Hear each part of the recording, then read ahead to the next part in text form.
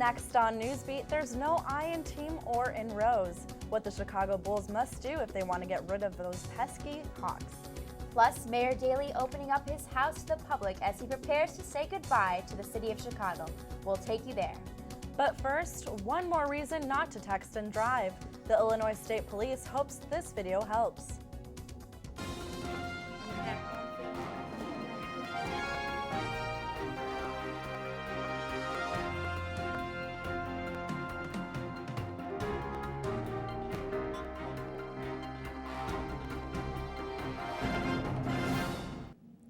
Good morning and welcome to Newsbeat. I'm Veronica Clough. And I'm Jennifer Sheehan. The trooper seen in that video survived, and now her story is being used in a major campaign to highlight the dangers of texting and driving.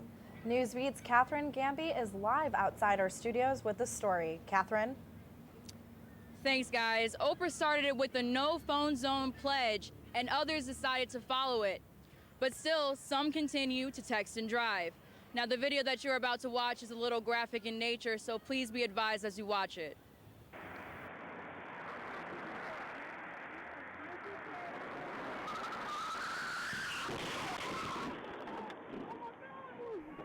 If you think texting and driving is harmless, you should think again. Illinois State Trooper Starlina Wilson nearly died last year during a routine traffic stop after being hit by a driver who was texting and driving. The lesson we can all take away from this experience is to practice safe driving habits. This means keeping your hands on the wheel and your eyes on the road. The higher the speeds, the more ground a vehicle covers, and that makes looking away for even a second very dangerous. The driver's seat of a moving motor vehicle is not the place to send or receive messages, view photos, or surf the internet. Now, the Illinois State Police is launching Operation STAR that will crack down harder on drivers distracted by their phones. Simply put, harsher fines with a minimum of $120. For some people, texting and driving is second nature. But this bad habit can cost someone their life and at the very least, cost the driver a huge ticket. Most of the people that I talked to admitted that texting and driving is wrong, but they just can't stop. Texting and driving is definitely not safe. Guilty of doing it. I think there's a difference between like sitting there and sending like a huge message, but if you're just like checking it and sending a quick text, I think it's all right. I got into a car accident actually while this kid was texting and driving. I was the only one that was all right, but you know, everybody's pretty banged up. But Now each year, 6,000 people are killed by distracted drivers and another 500,000 are injured. The main thing to remember here is awareness. Back to you in the studio. Thanks, Catherine.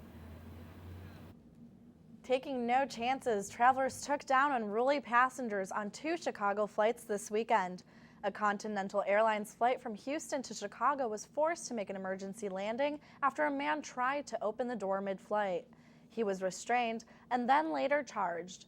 On American Airlines plane, a passenger was taken down for trying to charge the cockpit. That flight from Chicago to San Francisco did make its destination. A popular Loop manager was gunned down in the store he managed for nearly 30 years. 57-year-old Jernigan was found dead by a store worker in Wabash Food and Liquor on Wabash and Jackson. The worker said he was shot in the head and money was taken from him. Police are now pouring through surveillance video for possible clues. No arrests have been made. River North nightclub Entourage might be losing its liquor license. A Sun-Times investigation found the club owner's 2 brothers and elected officials from Cicero were linked to a major drug dealer and gang member.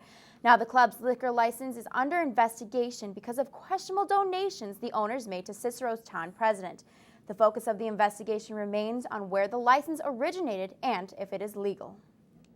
And Sears is thinking about moving its headquarters out of state. The Hoffman Estates-based company has local incentives that are set to expire in 2012. The company has been in talks with North Carolina, Texas, Tennessee, and New Jersey. A possible move could affect about 6,000 employees and 9,000 secondary jobs throughout the suburbs. A Chicago man will have to pay a lot of cheddar for allegedly trying to take it for free. Police say Michael Richards bought a bag of chips from the Northside 7-Eleven Saturday, then began pumping nacho cheese into his bag. When the clerk told him it was for tortilla chips only, Richards allegedly attacked her. In court, Richards was informed it was nacho cheese. And Groupon announces a new deal, how it's slowly become a one-stop shop for all your needs. Plus, a Columbia College student given a third chance because of organ donations. His incredible story coming up. And 1 week before Mayor Daley retires, his very public goodbye coming up next.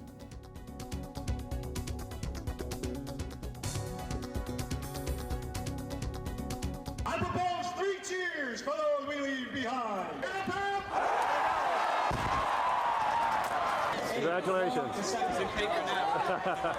Good job. Congratulations. Proud of you. All right. Ensign Elliott. Who's going to salute him? Guys, who gets to salute him first?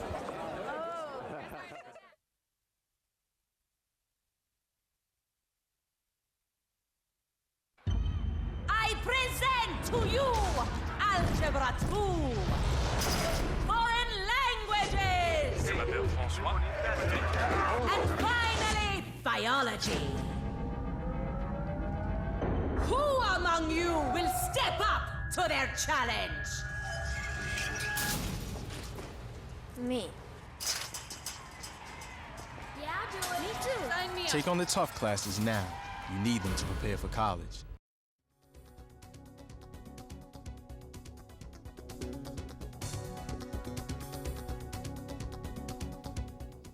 Chicagoans lined up inside City Hall to say their personal goodbyes to Mayor Daley. People started to line up around noon to meet the mayor they've known for over 2 decades. The open house is part of Daley's farewell tour of the city. His term will officially end when Mayor-elect Rahm Emanuel is sworn into office May 16th.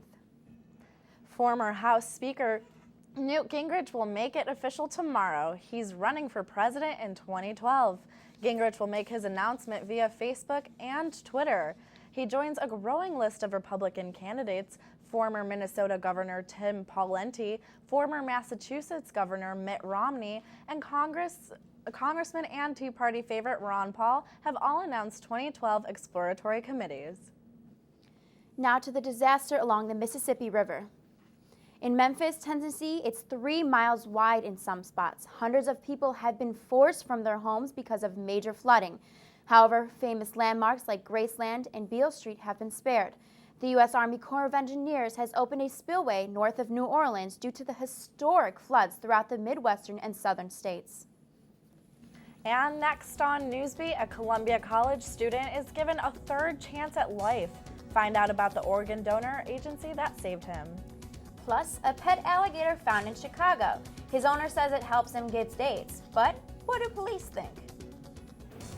I'm Anna Simovska. We're live along Michigan Avenue enjoying this beautiful weather, but as rain in our forecast, I'll have your details coming up next.